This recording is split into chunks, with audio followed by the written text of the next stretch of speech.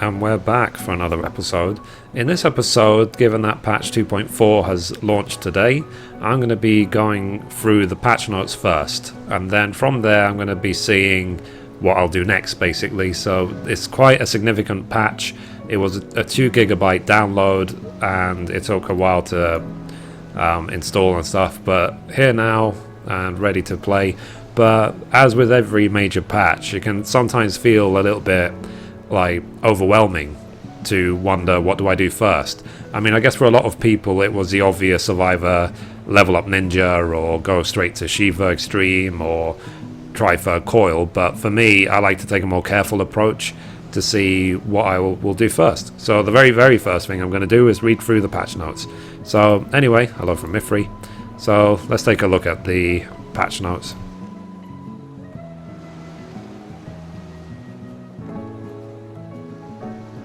Okay, here we are. So these are the full notes, so there might be some extra things in here that weren't in the preliminary notes, which I didn't read a few days ago, so these are the full ones, my first real chance to get through these.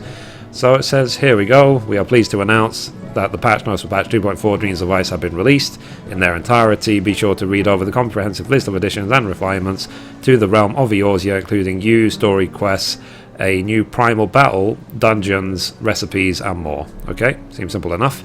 So it's divided into these sections: playable content, battle system, item system, known issues, resolved issues. So we can see here a bunch of new quests for the main scenario. So I'll go through these separately. So these will be episodes for my YouTube channel, because for those who've been watching my channel for a while, you will know that I do record the entire story mode beginning to end, and I have done it since the Realm Reborn came out, for all the patches including 2.3. so I will be doing the same for patch 2.4. I will anticipate it being the same sort of format, 4 episodes. It'll probably be about 4 hours of content, but we have to just wait and see if they're following the same formula. We can see here that this quest has been filtered out by name so that we can't see what it is. It's probably a spoiler. So it says the names of certain quests have been omitted to prevent spoilers, which makes sense. And then it says new Chronicles of New Era quests have been added. So let's see. So Fragments of Truth, Elise's Path. So I guess this is when you're, let's see. Yeah, so these are basically the follow-on quests and the completion quests, I guess, for Final Coil. So one of the quests is for after you finish second Coil to unlock third Coil, and the other one is when you finish third Coil, Final Coil. Drop Dead Shiva. Okay, so this is to unlock Extreme Shiva. And then we have listed here the Hildibrand quests. So that will be another episode, or maybe a couple of episodes to get through Hildibrand. The Delivery Moogle quests as well, getting up to carrier level 13. Okay, so I do like the Moogle delivery quests. Me and Honey Jade usually go through them, so they are quite fun to do.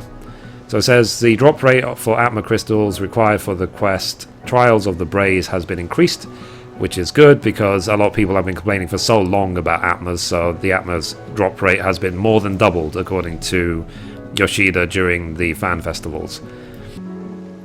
Let's see, new side quests added. So Eldwis, I'm not sure what that's about. I guess we'll have to wait and see.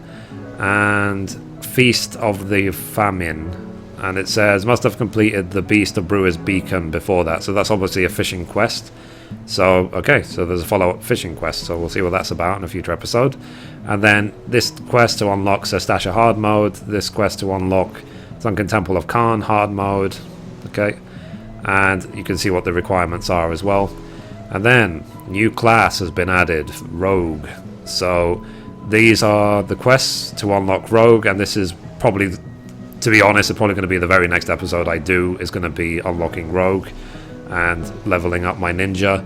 I won't get that far this week, but I have next week off work, so I'll probably get my Rogue to 50 during next week and get all these quests recorded and uploaded.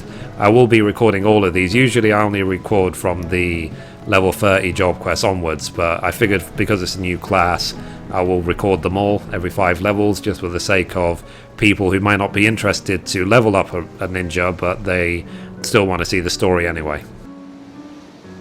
So as we can see, as normal with every class, there's quests every 5 levels, and then when you get to level 30, you're then sent on the way to unlock ninja.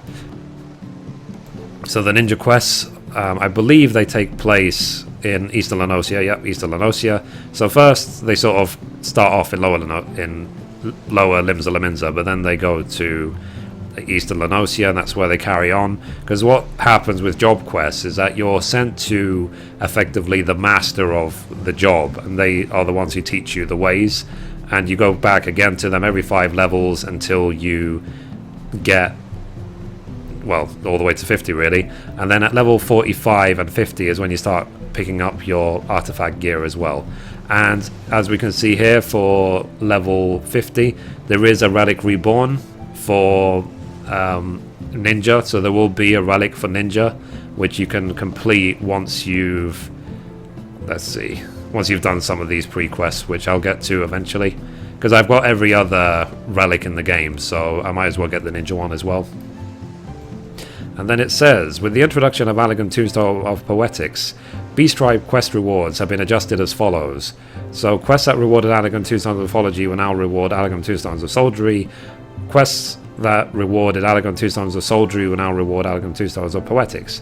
The quantities rewarded in cases where quests yielded 20 Allagan Tombstones of Mythology or 10 Tombstones of Soldiery, they will now yield 20 Tombstones of Soldiery and 10 Tombstones of Poetics.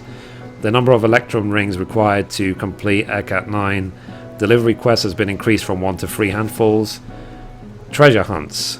So it says the following items have been added, which can only be obtained from leather buried treasure maps. So the Imitation Mistbeard Mask and the Imperial Shadow Visor, which are these two.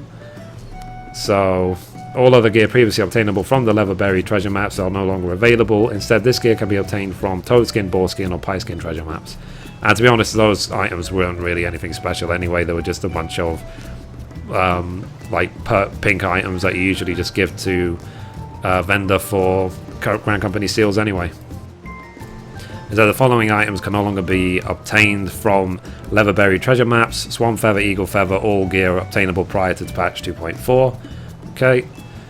So it says, with the introduction of Allagan Tombstone of Poetics, blah, blah, blah. So it's basically again just saying that you will get Soldiery and Poetics instead of Mythology and Soldiery. The drop rate of certain items obtained from the Ledger Buried maps and Pieskin maps have been increased. That certain items hopefully will be the pets, so like the Blue Bird and the Nutkin pet and so on. Grand Companies, the rewards granted in exchange for Grand Company seals have been adjusted as follows. So, okay, so there's a bunch of rogue items that you can buy for Grand Company seals, which is nice. And you can also buy the patch 2.3 crafting mats for 9,000 Grand Company seals each, which is kind of expensive to be honest. And let's see, some more crafting mats down here as well. And then these ones are specific for, so it's basically the same list just for each Grand Company. And then it says the cost of the following items have been reduced. So I guess it's because the item level has gone up for this patch, so it's natural that certain prices of old items go down because they're less valuable now. And then it says Allagan Rogue and Ninja Gear will now be accepted for expert delivery missions. The Grand Company, sorry, Allagan Rogue and Ninja Gear, so separately, not Allagan Rogue Ninja, Allagan Rogue and Ninja. So anyway, Grand Company delivery missions window has been adjusted as follows. The number of Grand Company seals the players are possession will now be displayed, as you can see there. A confirmation message will now be displayed before exchanging high quality items. Items are fixed with materia. That's good. And then subdivisions. Subdivisions is basically just another way of doubling up the number of housing plots in the game, so that twice as many people can buy houses now. This says culinary and furnishings have been added. The following food items can be used as furnishings. Once placed, they can be used up to 10 times to receive a parameter bonus. So for anyone who's played a World of Warcraft, this is kind of like the food buffs that you could place down. You could place down feasts and everyone could eat from it. And these are the bonuses you get. An armoire furnishing has been added. It can be placed inside the estate hall. The armoire is basically where you store your like rare exclusive items, which usually you can only store in your inn room. So now they're basically saying you can put an armoire in your Free Company House. It says Riviera half partitions are now categorized as table furnishings. Furthermore, other furnishings can now be placed on top of Riviera half partitions. That's cool. The rogue category has been added to the hunting log, which makes sense. New esthetician hairstyles have been added. So it looks like there's 2 for each gender. So 2 male, 2 female. So you'll only see 2 new ones for your character, but overall 4 have been added.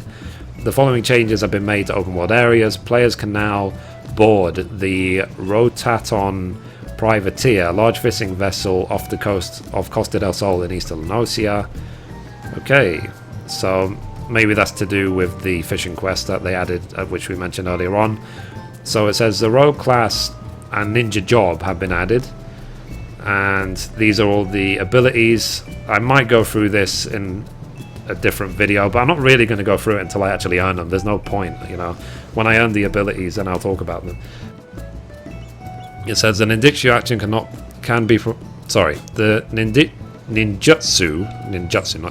ninjutsu action can perform one of several specific actions based on the combination of mudras made immediately beforehand. These individual actions can only be executed by using ninjutsu and cannot be assigned to the hotbar nor activated from action and traits interface. During frontlines matches, a rogue cannot help occupy key locations while using the hide action. Hide is like stealth, so that makes sense. It would be not unfair otherwise. The above ability descriptions are representative of a level 50 character and include enhancements from available traits. So it says with the addition of rogue arms, the description of strength and dexterity in the character menu have been modified and now read as follows. Strength affects physical melee damage as well as damage prevented by parrying and blocking. Dexterity affects physical range damage, melee damage dealt by rogues and ninjas, as well as parry and block rates. Okay. So these action and traits have been adjusted as follows. Flash is more powerful, thank God, because I think it was too weak before, because as a paladin tank, sometimes you would have to spam it like 3 times just to get monsters to hit you. The same with Circle of Scorn.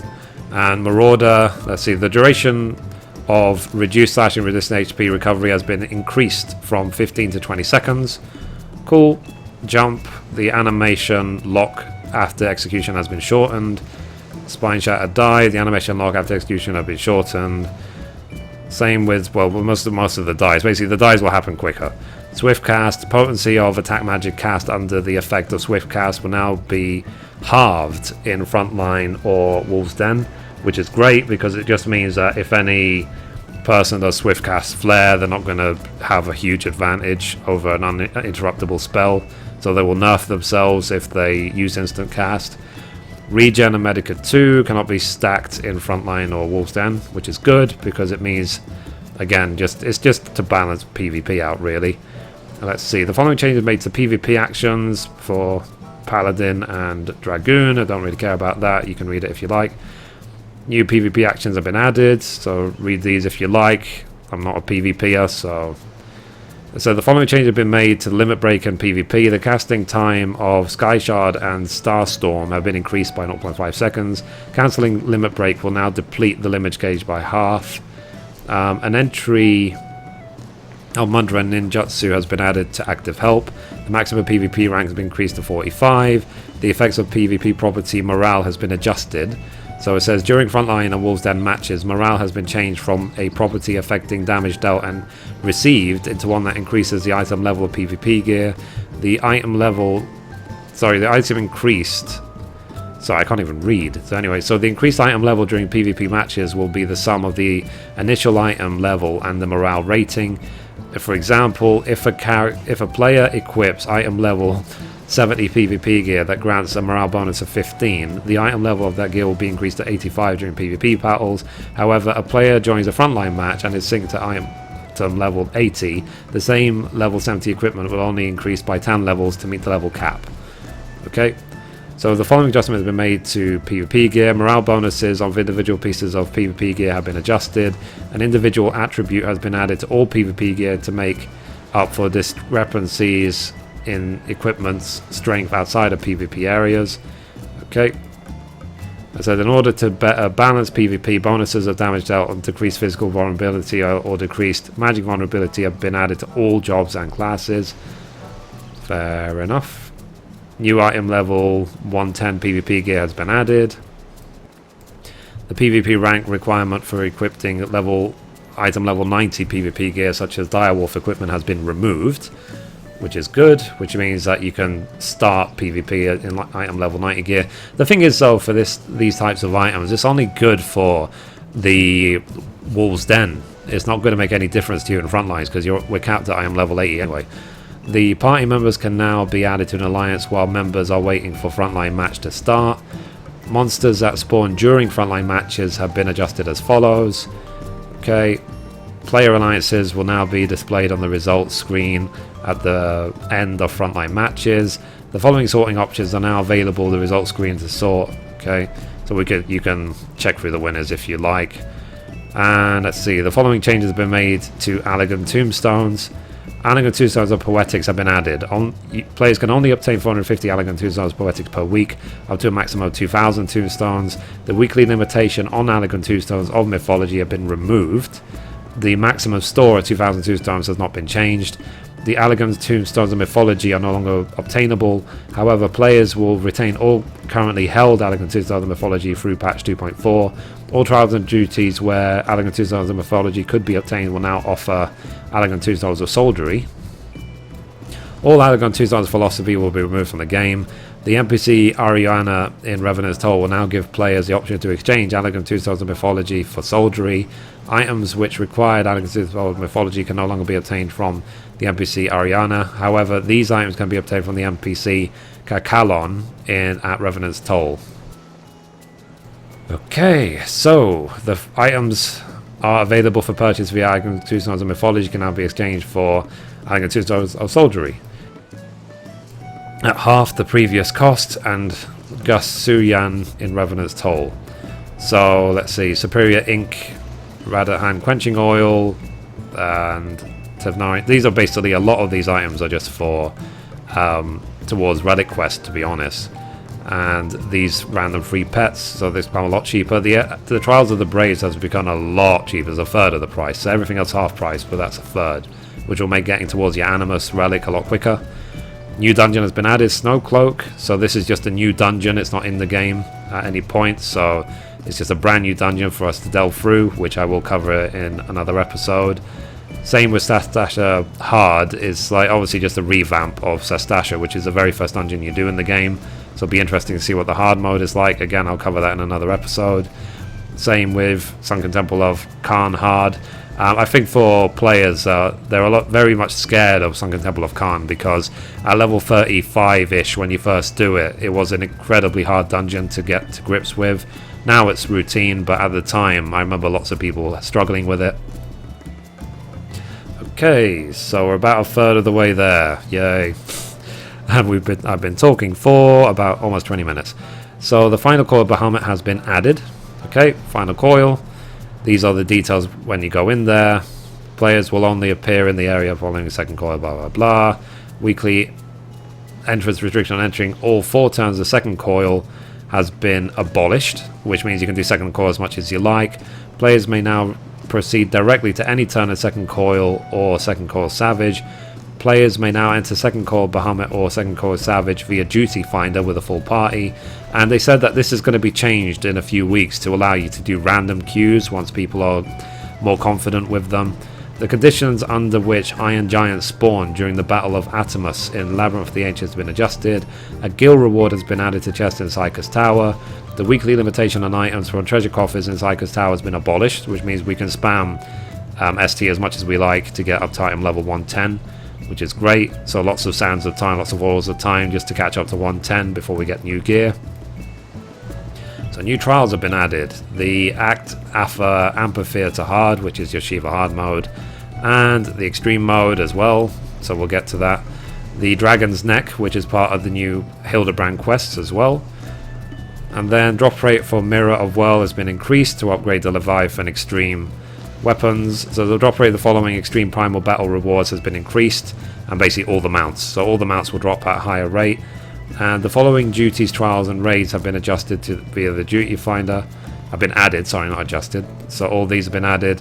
The, let's see, trials have been added. The raids have been added for second coil, not for third coil. And the roulettes have changed. So obviously the new free dungeons are going to be the expert roulette. The old free have been added to the high level, and the 2 new trials have been added to the trials. And it says the amount of gold received as part of the Adventurers in Need reward for Duty Finder Roulette low level has been increased. In order to maintain the difficulty of certain duties, item level sync has been adjusted for the following dungeons. So, okay, so these have all been, let's see, to maintain the difficulty. So basically these have actually gone up in difficulty because you're limited to 110, even though after patch 2.4 we might be running around in 130 gear very soon. So it says when undertaking a duty utilizing item level sync, the item level of any gear exceeding the maximum item level will be adjusted accordingly. Unlike character level sync, however, your parameters will not be subject to further reduction beyond that brought about by the item level decrease.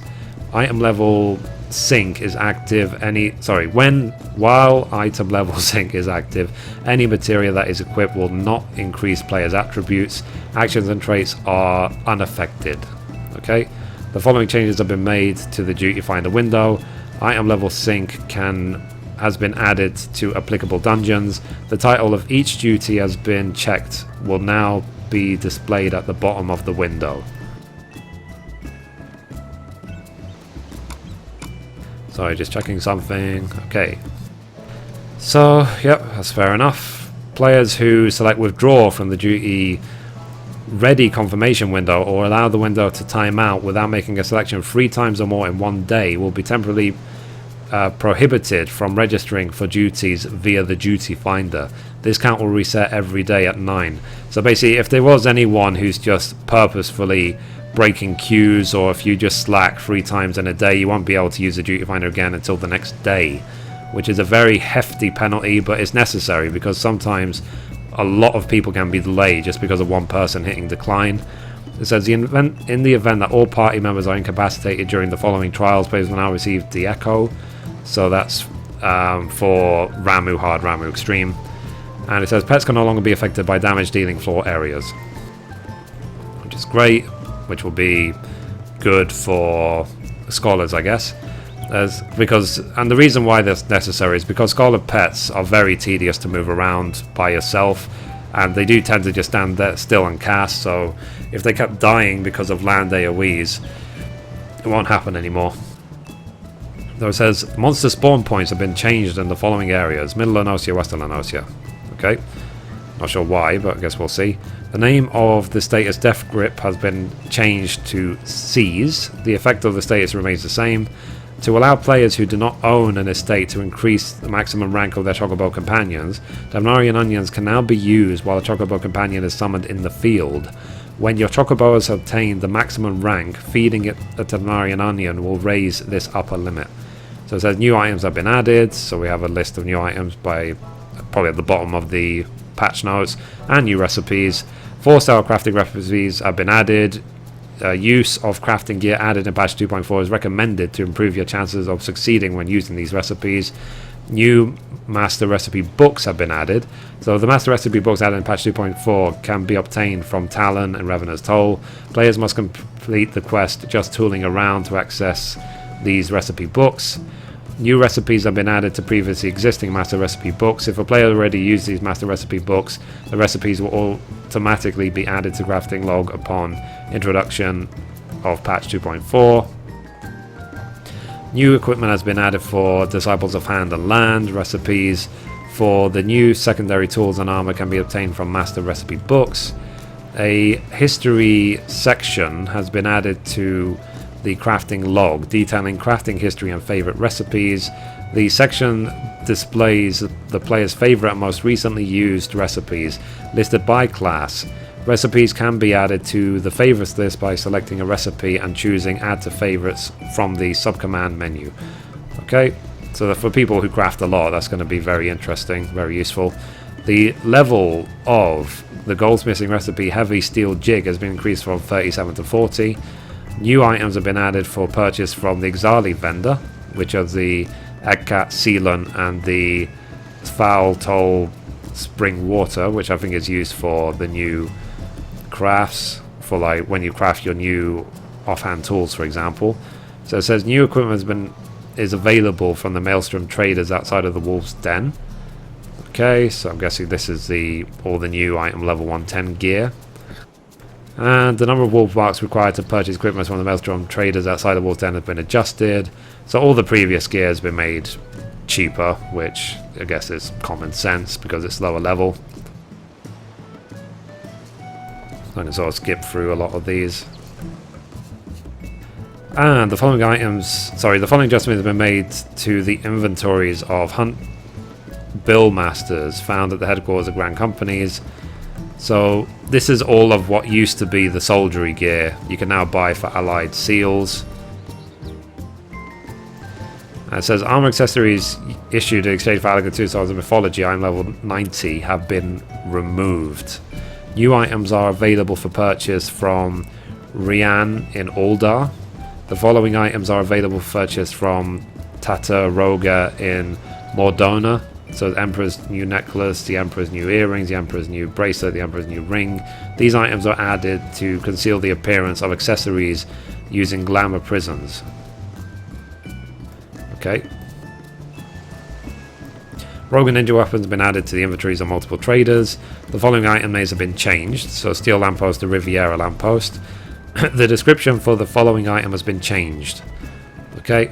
The following items have been made available for Rogue and Ninjas, have been given an additional dexterity bonus, which is great. I think it's basically all of the monk gear, to be honest. So if I was to quickly go in game now, and let's look at my monk gear.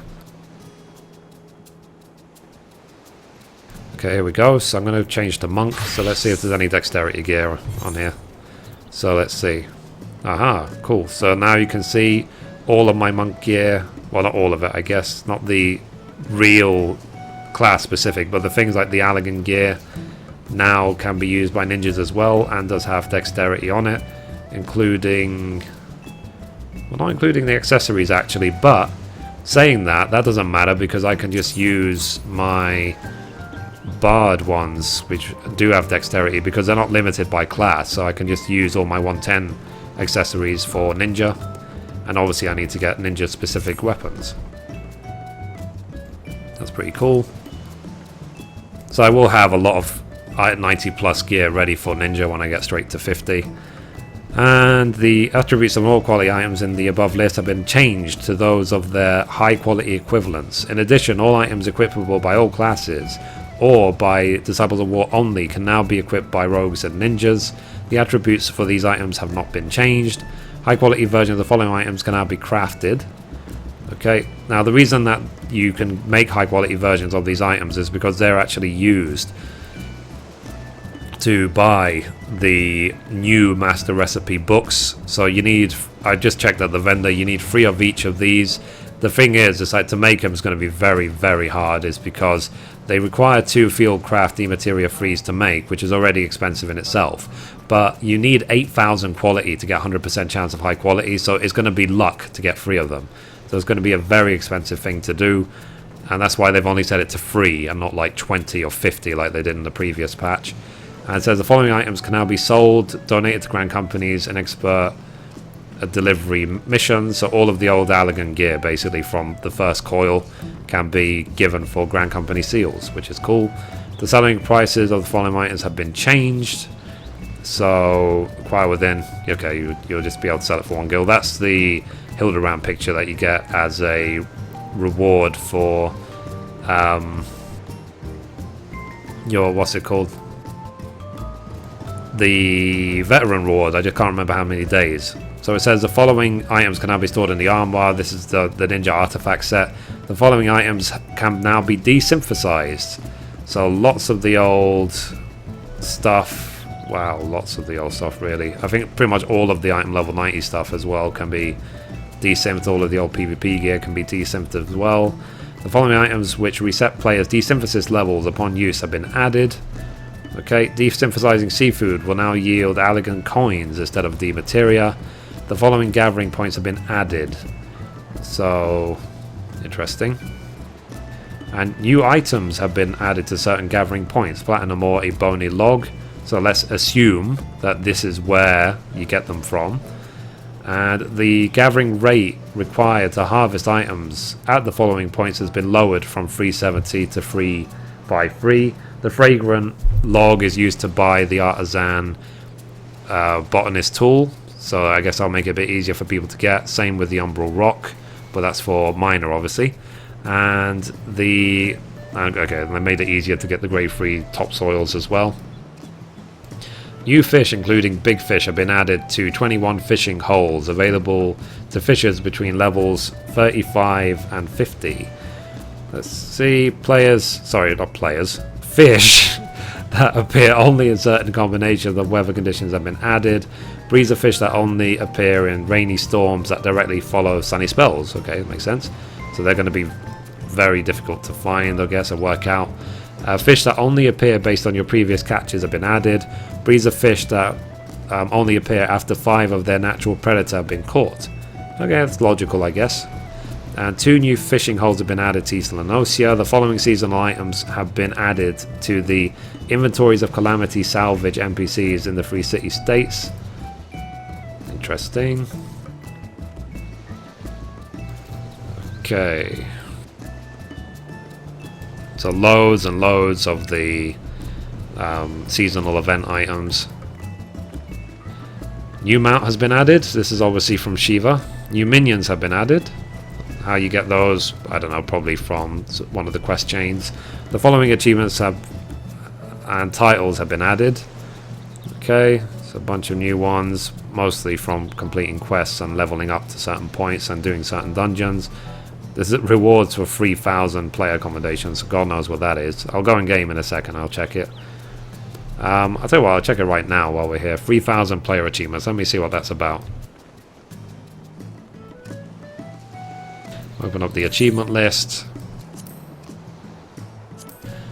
Here we go. So they've changed this as well. So rather than having it all in separate tabs, they just have merged it all into one list, which makes sense. Okay, player accommodations 3,000. Wow. Okay, you get a parade chocobo whistle, a small hand-carved whistle that emits a unique high-pitched tone discernible only to a chocobo trained from birth to recognize and respond to the sound, used to summon your parade chocobo. Okay, so you get a parade chocobo. I'm not going to get that for years, given the amount of accommodations needed, but okay. And for 1,500, the best gown ever. So we will get the best gown ever at 1,500 commendations, and at 500, still get the gold Magitech as always. So let me just go back to the patch notes. Okay, so they're the new achievements. The following duties from patch 2.4 will now count towards achievements that require completion of high-level full-party duties. Okay, so they're all the extremes. Now, the reason that this is important is because this means that for getting your paladin and warrior mounts, all these dungeons will count, whereas before you could only do like turns 1 to 5, I think. So that's why it's a big deal. So the introduction of the rogue class. Players who complete the level 30 rogue quest will receive the achievement this one time at level 30. Achievements which were previously sorted by class in the character tab and the achievement list have been redistributed into the following 4 categories, as we did see in game just now. And that's just to shorten the list, because I'm guessing they're going to be adding lots more classes and jobs in the future, so there's no point having such a ridiculous list. The following changes have been, and additions have been made to retained adventures. So I'm guessing these are more high level retained adventures, given we're going to have higher levels of gear.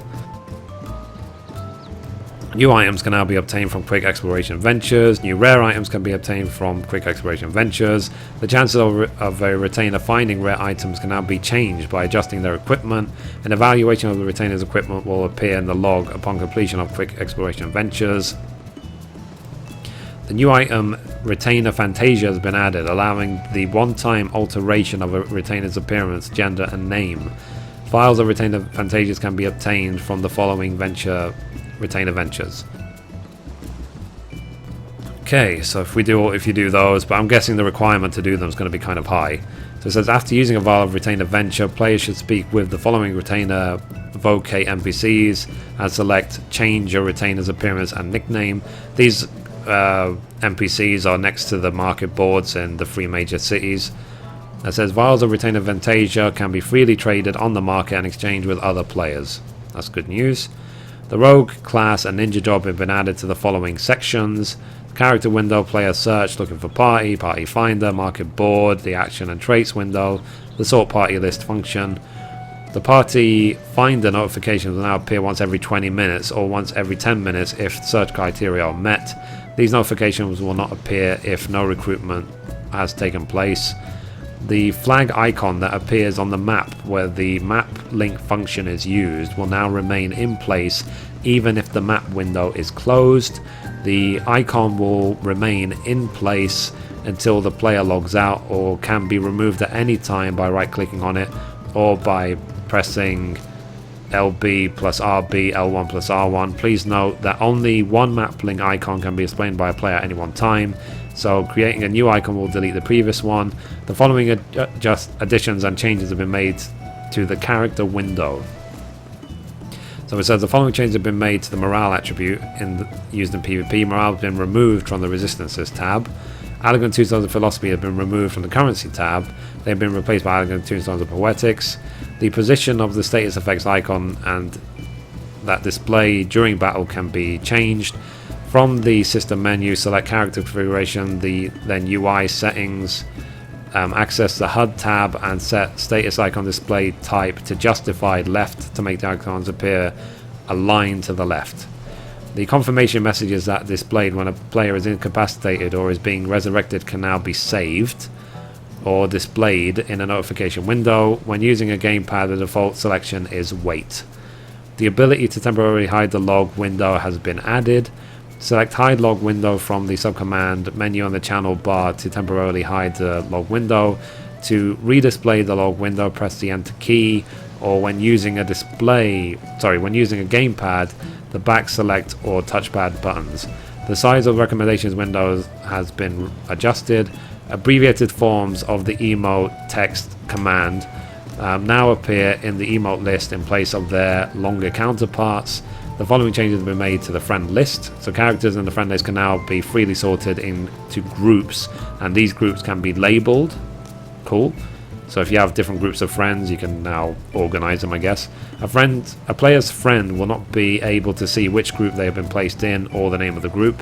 Grouping information is sorted on the server side, but group names are stored on the client side. Okay, so I guess they don't want to, have like group names like silly turds saved on their servers. That's up to you if you want to do that on your client side.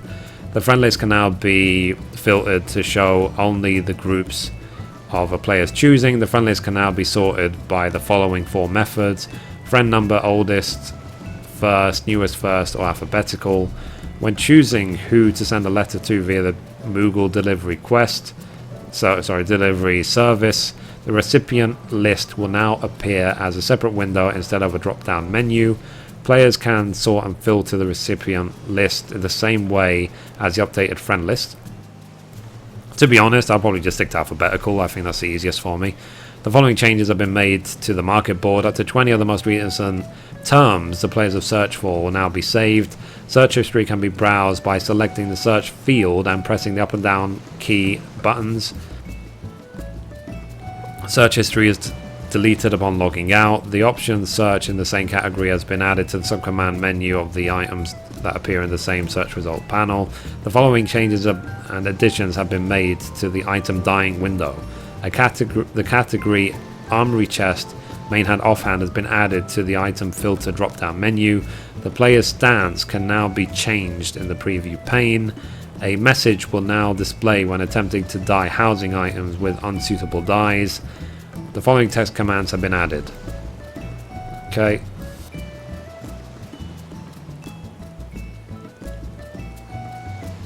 Interesting. So, might make a video about that in the future. More about advanced macros. Macros, macros, macros. I'll skip through these. Maybe I'll make a video about it in the future. So the following option has been added to the character configuration menu. UI settings, HUD tab, status icon display. The default setting is normal. The visual appearances of certain hairstyles has been altered. So that's an example. The visual appearance of female Rogadin characters with open mouths has been altered. Okay. New music has been added. The dialogue of certain Hunter Scholar NPCs has been revised. A notification message concerning valid symbols will now be displayed when choosing a name during a character or retainer creation. Let's see. The date display formats will have been altered to match the different regional standards in North American and European versions. So, resolved issues. Okay. So, you can read this at your own leisure. Known issues. So these are bugs which are active in patch 2.4. Okay. So, I'm guessing they're going to fix these soon. New items. Due to an operations error, some items to be implemented in future patches, such as patch 2.45 and 2.5, were incorrectly included in the 2.4 notes. Because of this, we have removed these items from the patch notes. We apologize to players who were eager to obtain and enjoy these new items. Okay, so these are the new item list. Kind of long, lots of rogue stuff. Let's see. Obviously all the new artisan offhand tools, 110 gear, lots of new specs, lots of new crafting materials, which I'm guessing are all the 4-star stuff. And let's see, some 130 gear, which I'm guessing is coming from Final Coil. And I wonder if these like augmented ironworks corset of aiming, I wonder if they are 4-star recipes. It would be kind of extreme if they are. Okay, so lots and lots of new items. That's PvP gear. Okay. Let me speed this up a little bit. Yeah, so you get the point. They've added a ton of new items, new furnishings as well, new rings, new minions. Okay, here we go. So this is the next section. So new items are obtainable for purchase from the Mog Station. These are stuff you can buy for real money. So wind up Y'shtola, wind up Yida, wind up Papalimo, the Selfnir Horn, which is the Odin mount. So if I quickly open the Mog Station, and we can see here, I mean these are the UK prices. So GPB means Great British Pound, Great Britain Pound. So for us in the UK, it's going to be £13.80 to get the Odin mount and £2.88 to get the minions.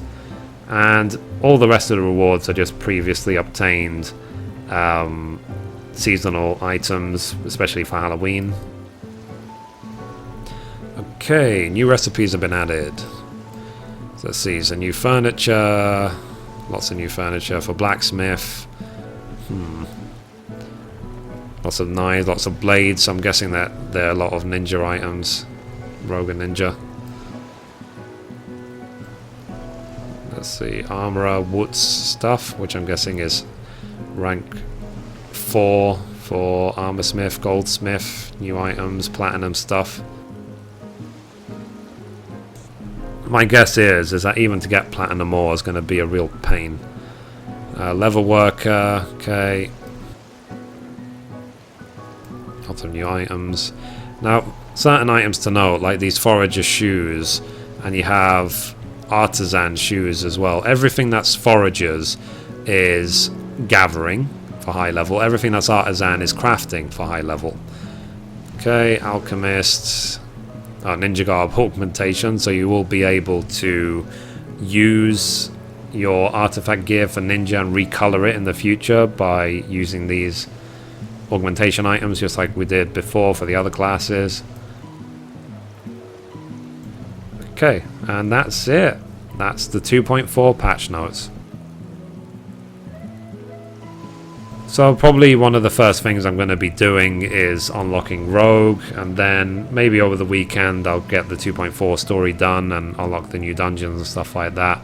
And I will as well be continuing my series of crafting guides once I get to grip with the 2.4 changes, really, the new things added in 2.4. Right now, the concept of the 2.4 materials is kind of overwhelming. Because the requirements to get them are so high, but that's the point. They're supposed to be difficult. You're not supposed to complete them in the first day.